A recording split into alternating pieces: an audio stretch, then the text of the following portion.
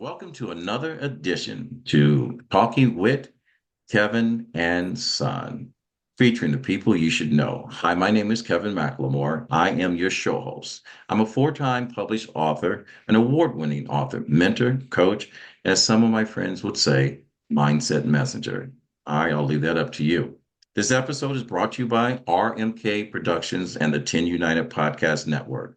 Our mission is to give power to your voice, inspire, share stories and experiences using the framework of teaching, learning, and modeling. Now, this episode is special. We talk about the secrets to people's success. Now, my guest today, whatever your objective is, successful people like my guest today, they create a framework around their lives.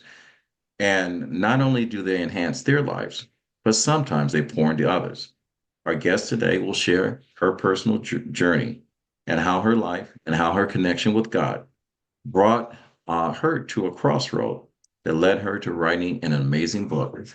It's called the Activate Your Soul and Change Your Life. It's a guide to your spiritual and abundance living. Today, we will learn about just that, being spiritual, the difference of religion, how to speak to God, how miracles happen, and if you stay around with us long enough, we'll talk about how we find forgiveness. Ladies and gentlemen, let me welcome to the show, Miss Hettie Grutman. Hopefully I said that right. How you doing, Hettie? How are you doing? I'm doing great, and I just want to really thank you for giving me this opportunity to talk to you about my life, about my book, so that I felt we can add something to this world and help and heal other people. Well, believe it or not, I want to thank Gary Friedman for referring you. I am very grateful for the many guests that have been on my show that have found people in their circle that they have referred to this show. So, you're the gift. All right. So I will thank you and thank Carrie for allowing you to be here. Um, Before we go into your book, and I'm going to make sure that I don't screw it up, I have it in front of me. Activate your soul and change your life, a spiritual guide and of abundance and living. I'm going to ask you, because we all have a beginning, and sometimes we connect to our faith, either sometimes early on in life, we get confused by our faith early on in life, or we get distracted from our faith because of life. Let's talk about your beginnings on how you became connected with your spiritual self and where you found religion. Okay, great. Um, I was raised in a Jewish family, but the only Jewish upbringing I had was that I would get matzo ball soup for Passover and presents for Hanukkah. I didn't really learn anything about God or anything about my Judaism. All right. And were you influenced by your parents, a neighbor, friend, teacher? How did Uh, that connection come? actually, God drew me to him. I came to a point of my life that I started thinking, is this all there is? Like that song, what's it all about, Alfie? So after my divorce and I started my real estate career, I started thinking, is this all there is? And at the same time, I had customers start inviting me to their churches. And sometimes it was Jewish temples, but most of the time it was churches. Um, and little by little, I started listening to Christian songs on my car radio. And that was a strange thing for a Jewish girl to do. And I just started to have this searching and this desire to learn about God that I never really learned about when I was growing up. Yeah, it's amazing. The two conversations that most people say at a social event that you shouldn't have is politics and religion. And here we are talking religion as a strong possibility by accident that may lead over into that because when you talk about life, life has many different layers to the conversation that we have. But one of the questions I want to address and I want to make sure there people have a clear understanding. You know, what is the difference between religion and being spiritual? Or is there a difference? Okay, yes, there is. It's a great question. As far as what I feel and believe is that religion is how other people experience God, how they follow their higher power. Spirituality is a more personal experience. What you're experiencing is a personal experience with God. All right. All right. That was simple. I thought it was going to be a much more complicated question. Simple. Yeah, I thought it was because you know, I will tell you my position on this, and you'll hear me say it. I don't know how this world came to be, but I do know there were some things that exist in this world that could not be created by man. So I believe there's an energy to this earth, which I connect my personal feelings to, and the way that I live my life to. There is someone that's a higher power. Now, however, everyone puts a title to it and whatever, Yes, I say there's an energy that's a much higher power than me.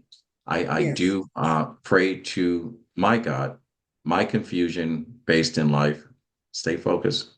My experience through God is that I have trouble with interpretation of religion and spirituality through man's interpretation. And if we turn back the pages of history and time, a lot of us have been screwed over with the conversation based on religion. So you said early on that God has spoken to you. All right. Some people will listen to that and say that if I hear voices in my head, am I going crazy? I need therapy and yes. whatever. But evidently, he has had a conversation with you that's changed your life. How do you know when God's speaking to you? Great question. First of all, God speaks to us in many different ways, different modalities. You know, when you get chills down your arm, when you hear something, something that you hear, or you say something and you get chills down your arm, that means that something you just said is very profound, and you need to remember this and take note of it, take heed of it. But I hear God in many other ways. I get the chills, but also at the beginning of my spiritual growth. And you cannot stop the growth of your soul. When your soul wants to grow, you cannot stop it. And that's what happened to me. And I started hearing a voice, information in the third person, not I or you or she, but in the third person.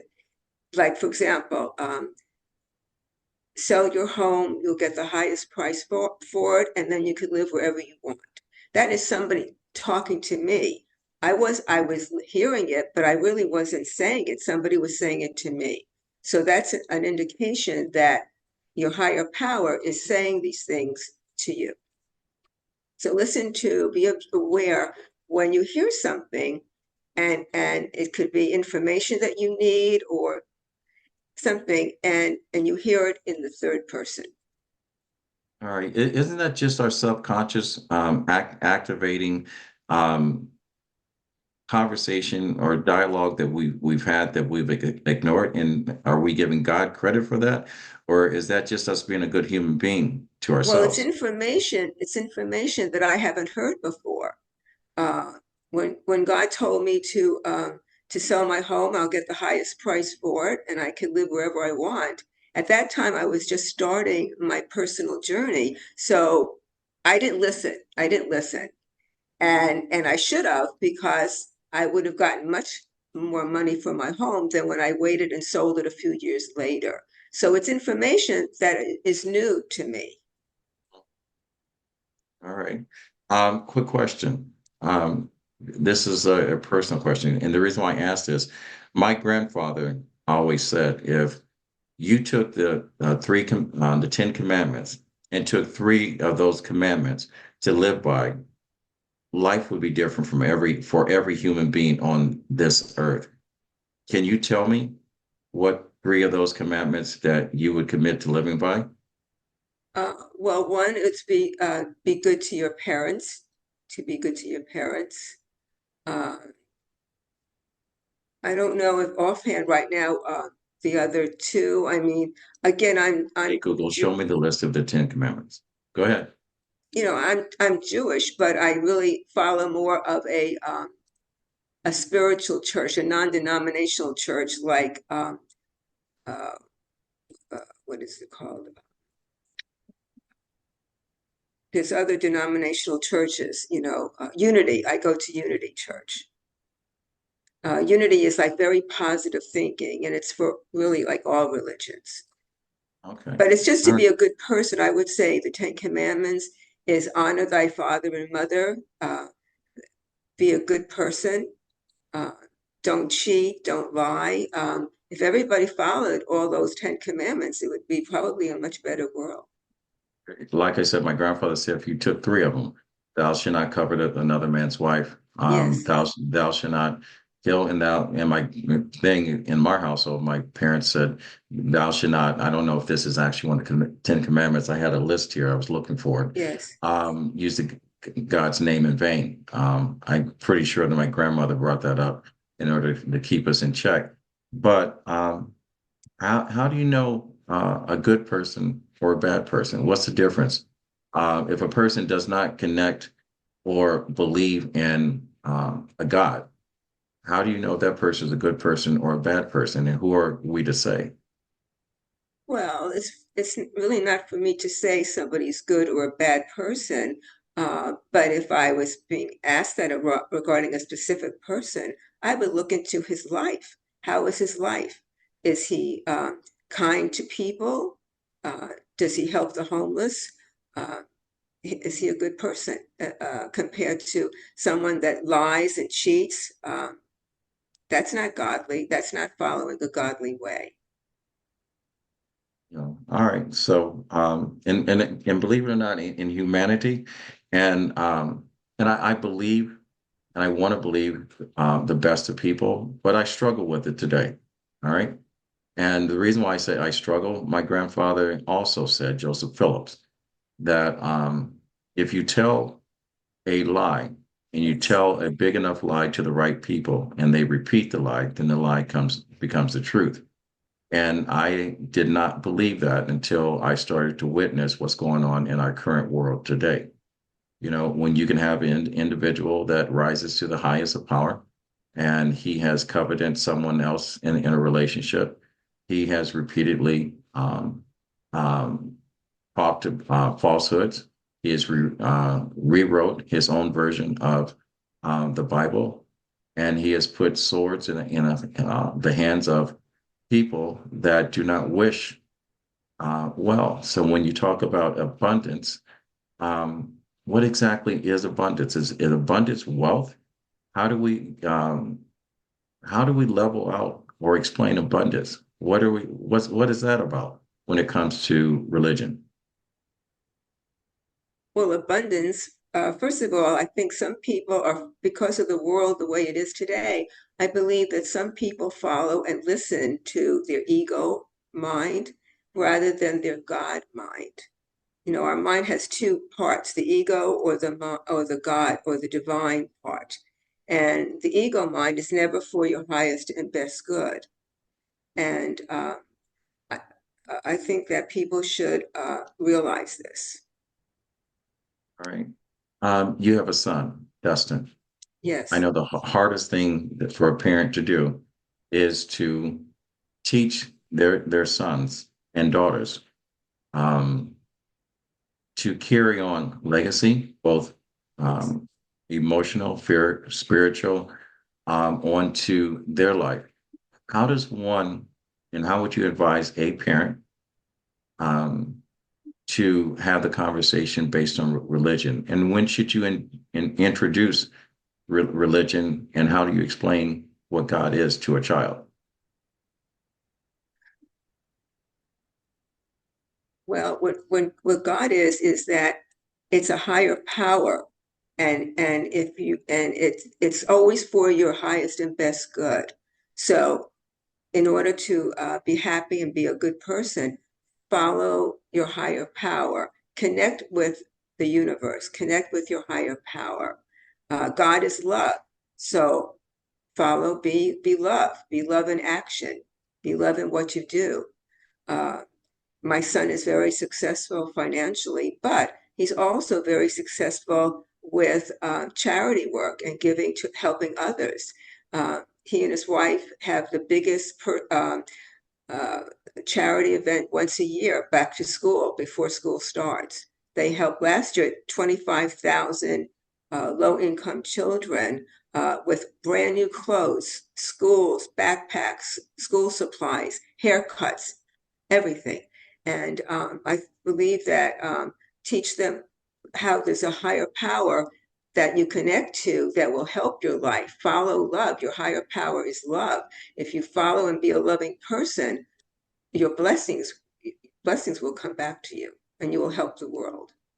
Well, everything you described based on interpretation and um, perspective could Yes. be subjective in there. And one, your son has a charity that he runs.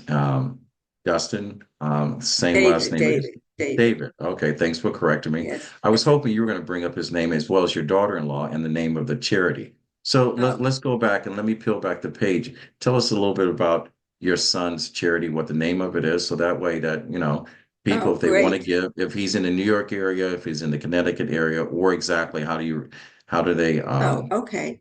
David and Isabella are I live in Florida, in Miami, and Isabella and David live here. And their charity is called Style Saves, Style Saves, SAVES.org. Because when my son first got married, his wife was a model, and she wanted to combine fashion with helping people. And that's how they got the charity called Style Saves. Because every kid wants to have like new clothes and wants to feel that they're just as good as everybody else in school. And so the main event, they have other events during the year to help students, but the main event is always the weekend before school starts. And so all the kids have all brand new clothes, brand new sneakers, backpacks, haircuts made for their hair is cut by famous hairstylists for that weekend. And and so they just feel good starting their school, their new grade at school. okay. And how open is this charitable event? Is it all come, everyone's welcome, no matter what your economic background is, what your um, race and beliefs are, or whatever gender you pick? Is it open to everyone? It used to be just open to people, to students who needed help for their parents needed help paying for their school clothes and their school supplies. They don't check to see who they are. They just have to register on their website. And now, though, it used to be just for Dade County, like the Miami area. But their charity has grown so much, and there's so many kids that need their help. They have expanded it to Broward County, any county nearby that the kids need help. They just have to register. All right. I appreciate you giving a shout out to your son and your daughter-in-law He'll and their appreciate that. It's organization. stylesaves.org. All right, that's fine. I want to talk a little bit about your book, and but first of all, is when people, if they want to get in touch with you, how do they get in touch with you? Well, if they want to get a book, it's on Amazon.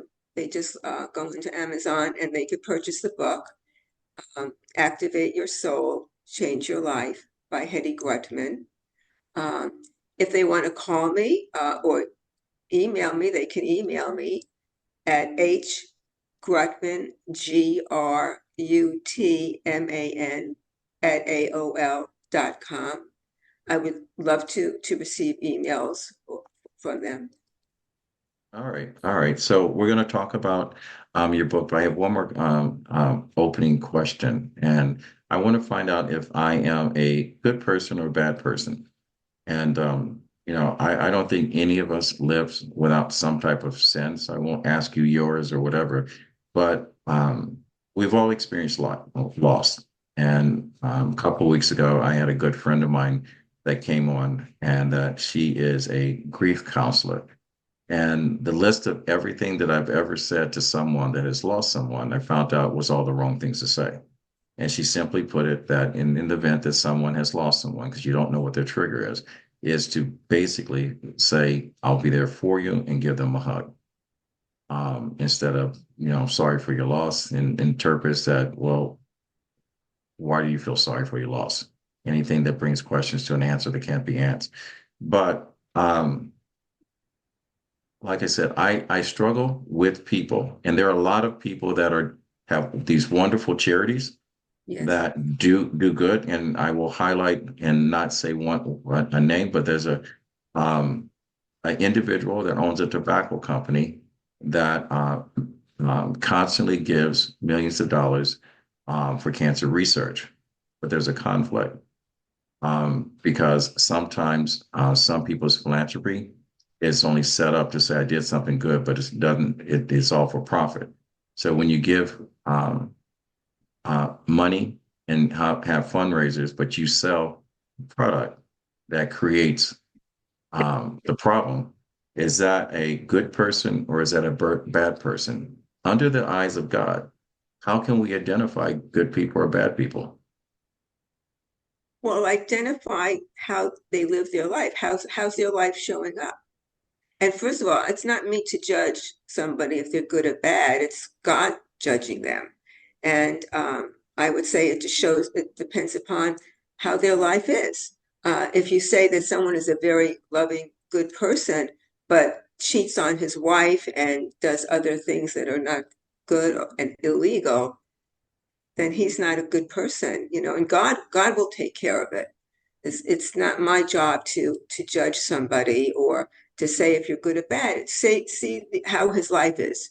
How are the actions of how is his life showing up?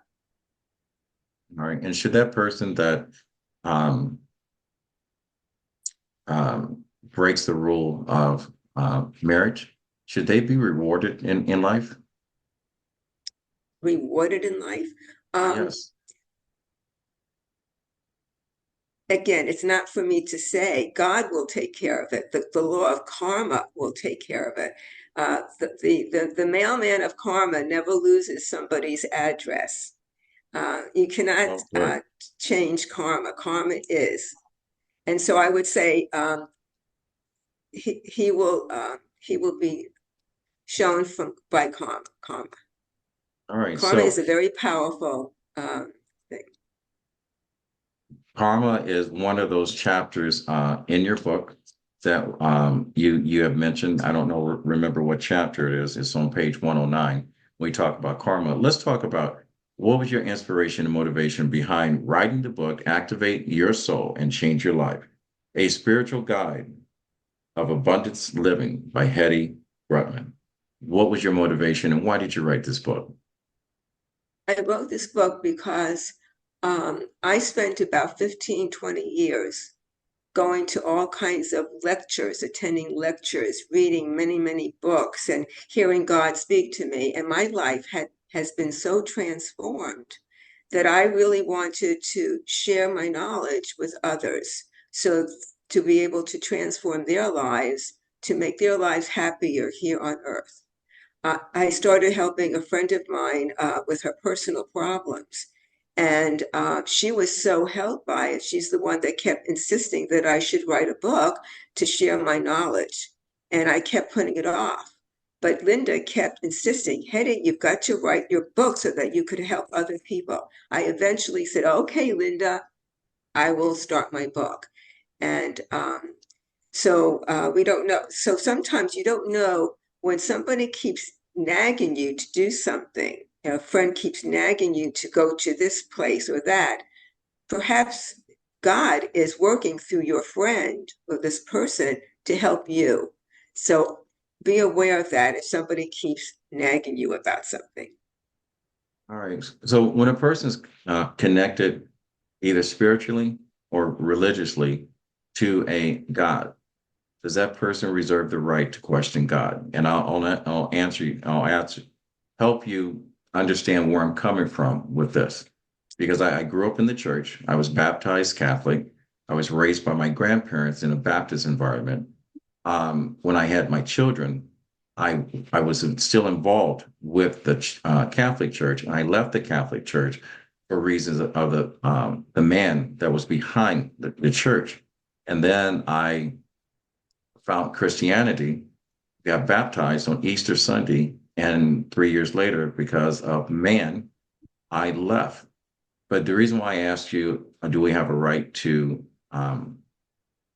question our God, is because when one of my closest friends loses an 8-year-old child to cancer, and there are people that are thriving in this life that have an abundance life that are just not good people, I question why God would take the life of one person that hasn't started a life and give a life to someone that doesn't deserve a life. That's only in my mind. So do I have the Well, right to question God? sure, you have a right to. And I would say just ask God, show me why. And we don't know God's reasons why. That person could have been a very kind, loving saint, like maybe Saint Teresa in another lifetime, and they're cashing in on the rewards now. You don't know why that person is doing harm, but he's also has a great life. Only God knows. And so I would not want to judge that. Um, we don't know the answer, only God knows. I must be a horrible person, because I've said this in front of God and the congregation when I lost my brother. Everyone says he's going to another place. He got called home. Yes. And I personally said, on both times, there's no better place in life, at least in my life, than the individual being part of my life. And when something happens to a child, a wonderful child, to be taken off the world, off this earth, and then watch a person that basically has committed probably every sin of the Ten Commandments and probably created Yes. another list, and watch this individual thrive. I do question, but I do celebrate the life that I have, because without this energy in this life, I would not have this life. So it leads me to another question. You write in your book that miracles do happen.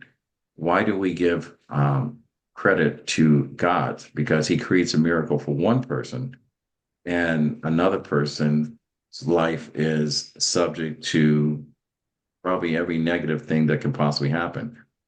What are miracles? Well, miracles or situations that we can't basically understand why it just happens. And when you want a miracle, you have to keep connecting with your higher power. Ask your higher power to show you why. Just you just keep it's your connection. The closer we have a connection to God or to spirit or to your higher power, more miracles can come into your life. I mean, I have several examples in my book. One man, I was doing volunteer work at a homeless shelter years ago. And I did that once a week, and I would help men try to look for a job. And this one man, Michael, he would come to me every week. He kept trying to find a job, and he just couldn't. And he says, Hettie, let's get real. He says, I am homeless. I don't have a car. I've had 2 heart attacks. I don't know what to do. I can't find a job. And so and he had me almost convinced. And so the next day he told me he went to the beach because it was in Naples. He went to sit on the beach, and he just prayed to God with a very, very deep feeling. God, please, I give over my life to you to show me what you want me to do. Be in charge of my life. I can't seem to get a job on my own. Please, dear God, help me to get a job. I give it over to you. And he said it with his whole heart and soul. When you pray, you cannot pray and keep like 70 like pray 75% you're giving it to God and 25% you're holding back to maybe get something that you really want, but you know it may not be in God's will. So you're holding back. You cannot hold back. You have to say, pray totally to God. Give 100% of your being, of your desire. And that's what Michael did. And you know, a couple of days later, he was offered a part-time job. And then a few days later, after that, or a week later, he got another part-time job. So eventually, he saved enough money to buy a little home. And he was Catholic, and his 8 children that were estranged from him got back into his life. And then a few years later, I had moved away from Naples. I moved to the East Coast.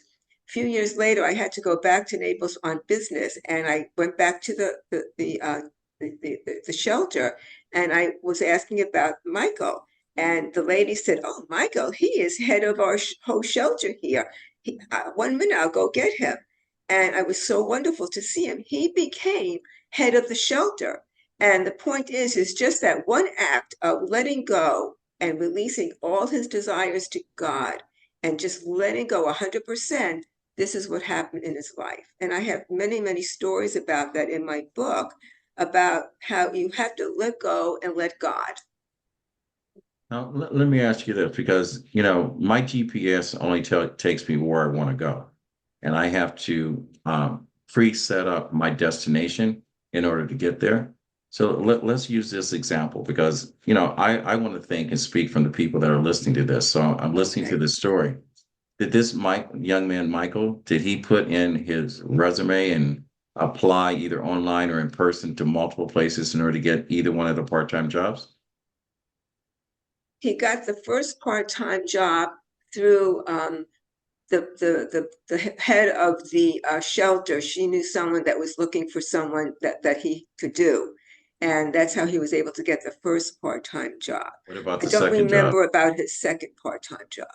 All right. So neither one of those people that hired him was last name God or first name God. No. That's called tenacity. All right. And the reason why I say that is that, you know, when I look at a miracle, all right, I look for the fact that I wake up and there's a fruit tree in the back of my yard and I never planted the Yes. seed. I look at the fact that my biggest miracle is woman. All right. Because she's the closest thing in my heart to doing what God does, and that's bringing a life in the world. So I celebrate that. Yes. When I look at it as a person, everything that I ever had to work for, I had to put in the time and the effort and make and connect all the dots in order to have those things. The way that I'm hearing this, and I don't want you to be offended, is, you know, and I'll ask this question, all right? Because sometimes some people's prayers are answered where other people pray all the time and give their life to God and their prayers never get answered. And the reason why I say that, because I have a show that I've had 7 people that have asked the question I'm going to ask you at the end of the show, that some stranger has granted them their life's wish. Many people go through life throughout their whole life and never get any of the dreams that ever come true. So you know, there's a winner and loser in every game. You know, you have 2 teams and 2 athletes on opposing teams that pray to God and for a victory. Why does one God allow one to celebrate an event and the other to be tortured by the event when they both put in the same work and they both are asking for the same God? I can't, the only thing I could say is it maybe it was not divine will, God's will, for one person to get something, and it wasn't in God's will for that other person to do that.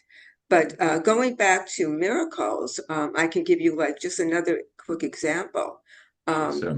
there was this I used to go to this little Pentecostal church when again I was on my spiritual journey. And the preacher's grandchild was very sick with a special heart condition that was very intricate. They had to go to a special doctor someplace in the country that only performed these special surgeries on his granddaughter's heart. And the people in her church kept praying over and over, please work a miracle, make a miracle that this granddaughter will be healed. Anyway, about a day before the preacher was going to take his granddaughter to this special doctor up north that performs this special surgery on her, the doctor said, I want one more x-ray of your granddaughter's heart. I want to make sure how her heart is before she takes a plane up here to see me. And when he got the x-ray results, whatever was the problem with his granddaughter was totally healed, totally. And the doctor had to happen to be a Jewish doctor. And the Jewish doctor told him, I never believed in miracles. But when I saw your granddaughter's x-rays and that whatever the situation was, she is totally healed. Please cancel your plane trip. You do not have to come up here. The doctor said, I now believe in miracles. And I just think it's the combination of praying with all your heart and soul and leaving it over to God and having God's reasons to heal. I mean, again, I'm not God. I can't read God's mind, but we don't know the reasons for certain things. You just have to let go and let God and pray with all your heart and soul. But that's just one example. There's another example that there's a criminal attorney here in Miami that became a criminal himself. It's a long story, but he became a criminal himself. And he was sent to jail for many, many years. He would never be able to get out of jail because the judge in his case was so angry that this attorney became a criminal himself. And in jail, in prison, after a few years, he started reading the Bible. He didn't believe in anything because he became a criminal. He didn't believe in any religion or God. And he started reading the Bible. And eventually he really became a great relationship with his higher power. And he prayed to God one day with all his heart, because again, he knew he could never get out of prison alive. And he prayed to God. He says, God, if you can let me get out of this prison, if you can find a way for me to get out, I will follow you the rest of my life. And I don't know how long it took, a few months later, somebody came into his prison cell, and he said, pack your stuff, you're leaving. And he said, what do you mean I'm leaving? He thought they were going to take him to another cell. He said, no, you're free. You're free to go. You're free to get out of prison. And he followed his prayer and followed, and he started a prison ministry for prisoners. And first he had a small old bus that he would drive around to different prisons to let them know more about God. And eventually it became a bigger ministry. But the point is that he kept praying to God with all his heart and soul. And he followed and he believed and oh, this is it. He kept asking the prison, how did I get out? How did I get out? Nobody gave him a correct, straight answer. Nobody could answer him because God got him out. He said nobody could give him an answer why he got out when he was supposed to be there for the rest of his life. And so these are miracles. And all I can say is that you've got to believe in a higher power, and you've got to just keep connecting with your higher power and believe and trust whatever the situation is, it is God's will, and accept it.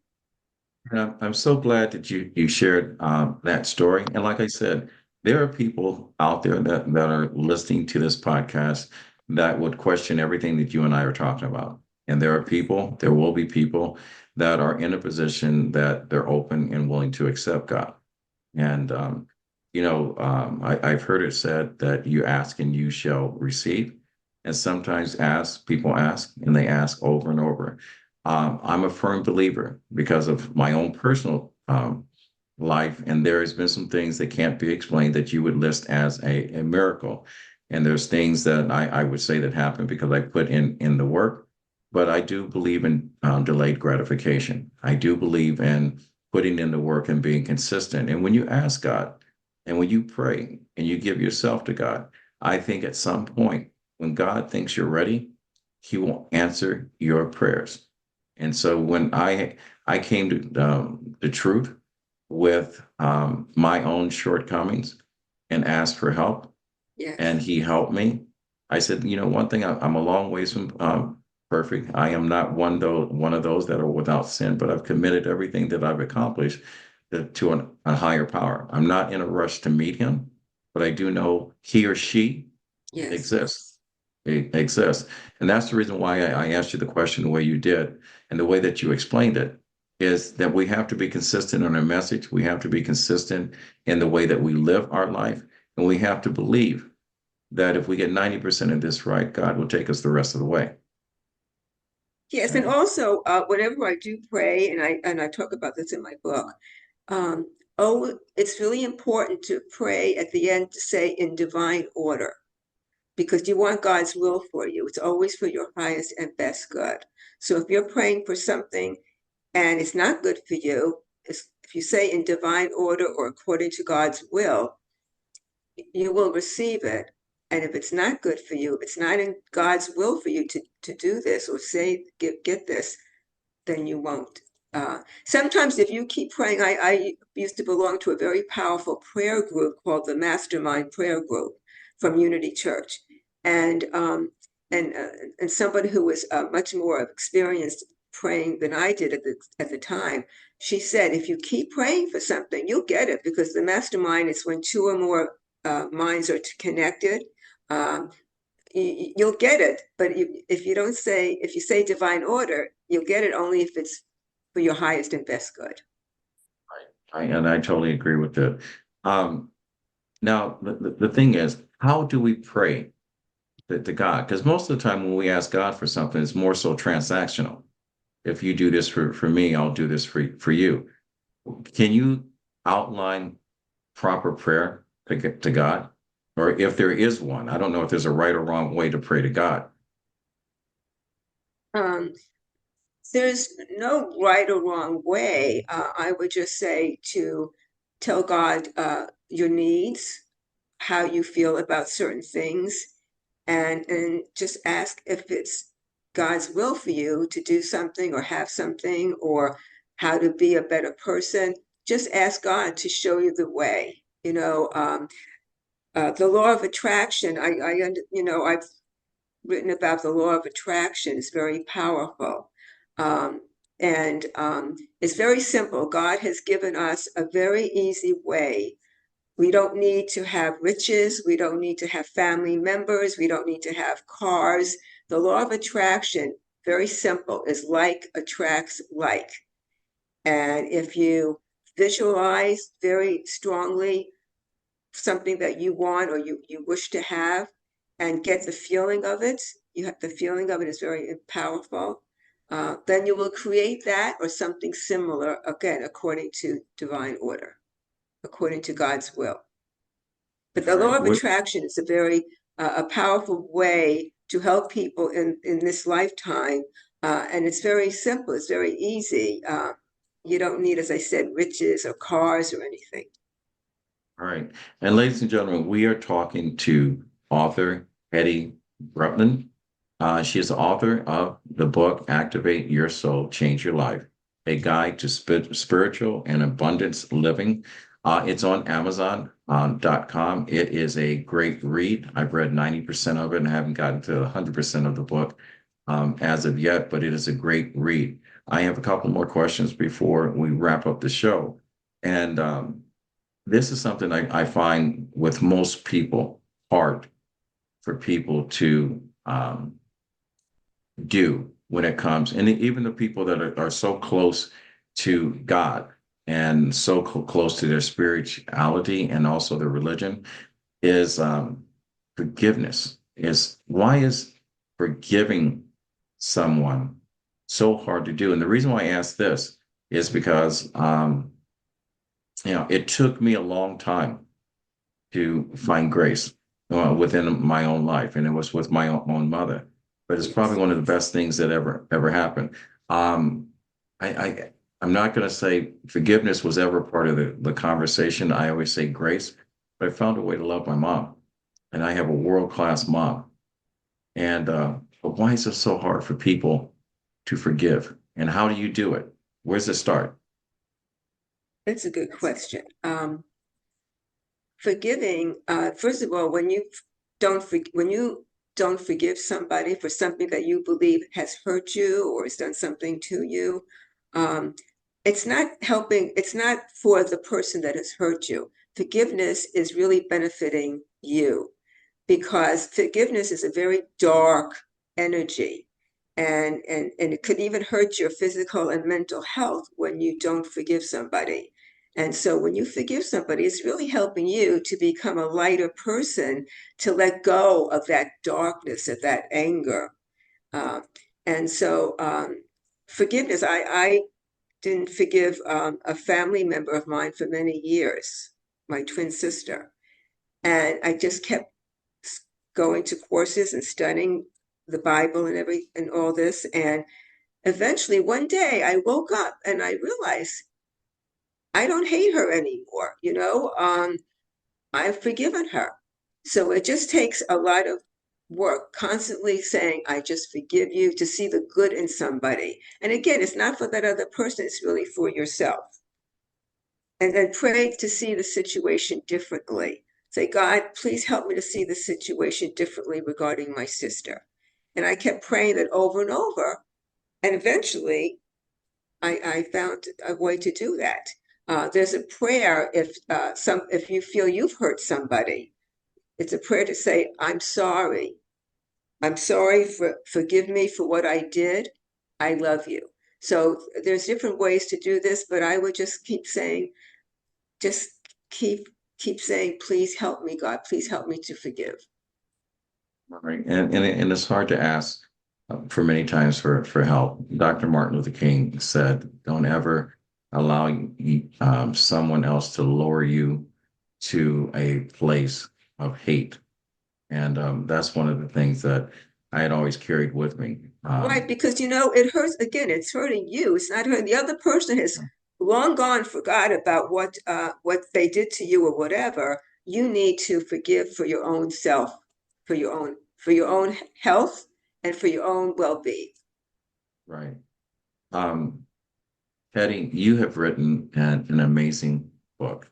And I think at some point, this, if the person is ready and they're in the moment to accept um, something that they can't see, they can't touch, someone they never met, and add faith into their life. And I firmly believe if we found value in humanity overall instead of profit, that this world would be a better place. Yes, You know, overall, this whole world would be a better place. But until we recognize what life really is, and the reason why I say recognize what life really is, I remember going through COVID. There were places in this world that were uninhabited by life itself, and within 2 weeks, there were life that started to flourish. The ocean yes, started to heal itself. There were plants that had not grown in the desert that had started to sprout root. The water had started to clean itself. You know, when you talk about miracles, all right, those are things that it can't explain why. yes, And all of a sudden all of a sudden we see our life thriving. We found people that did not have a strong commitment to their religion during COVID that found yes, religion. We found people that didn't have great relationships with their children and their families, and they created great relationships. Those could be considered miracles.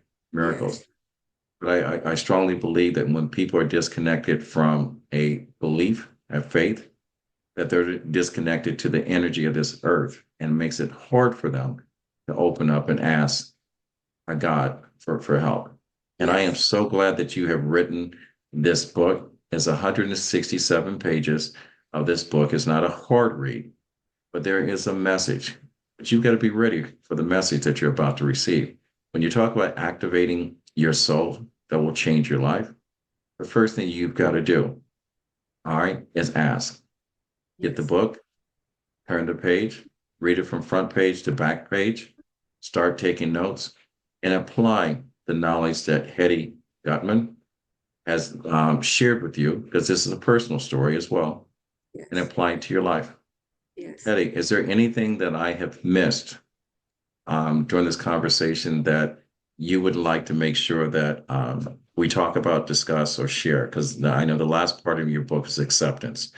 Um, so if you want to go ahead and talk about that, and while you're thinking about what else that I may have missed, because I think you just brought this up about energy, that everything is first like quantum physics, everything starts out as energy. And even under a microscope, you could see like a solid substance is really vibrating.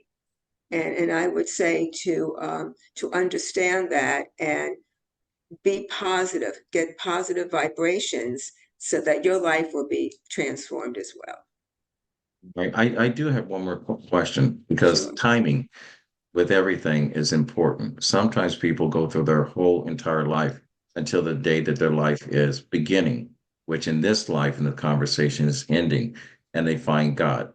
Is there a time, a good time or bad time to find God? Or if you are about to leave this life, is it okay to find God? Of course, it's okay to find God. It's when your soul is ready, when your soul wants to grow and learn, and when you're ready to connect with your higher power.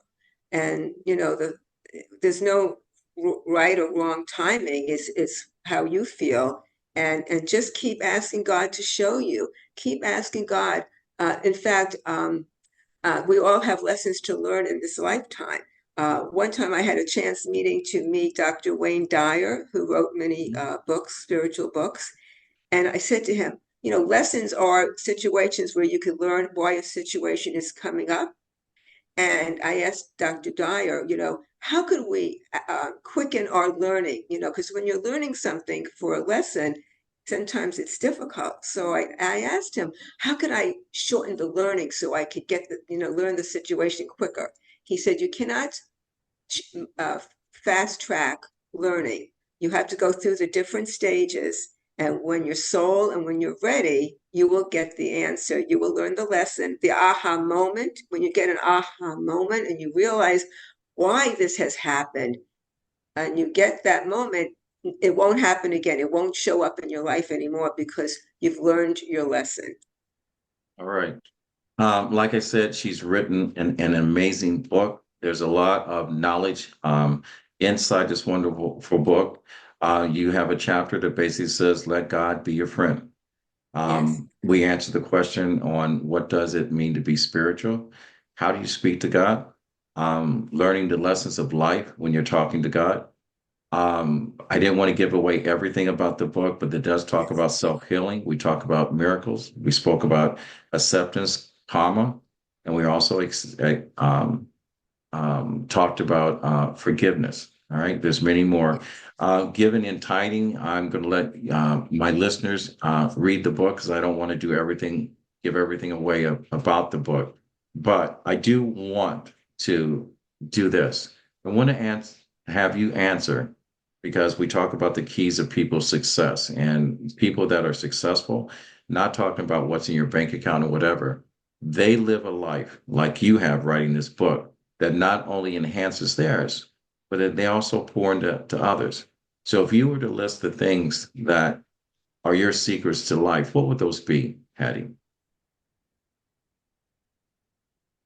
First is always to be honest. Oh, always be honest. I learned this from somebody when I was just starting my real estate career. Be honest. And if you have a question about something, just ask God. Ask God to show you the way. I don't know if this is right. I ask you to have this done for me in divine order, to show me the way. All right. And be And kind to also, I people. want to add too that I wrote my book and I made it purposely as an easy read. I wanted people to be able to read it and understand it very easily. And I'm going to tell you, I live with a TBI from playing sports in life itself. That's a traumatic brain injury. If I can read it and understand it, Yes. I would like to say I'm putting it out there that anyone can read it.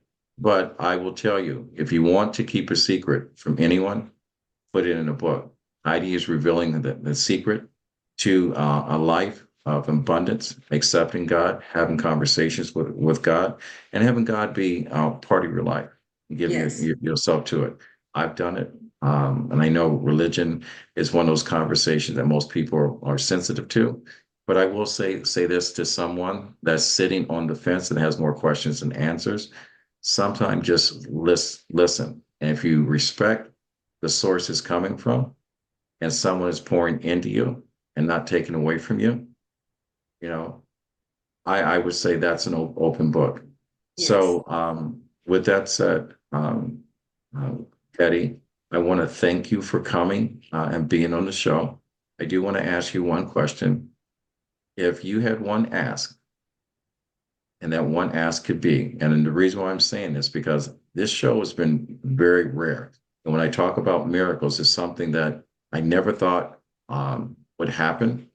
I didn't set out for it to happen, but it's happened 7 times.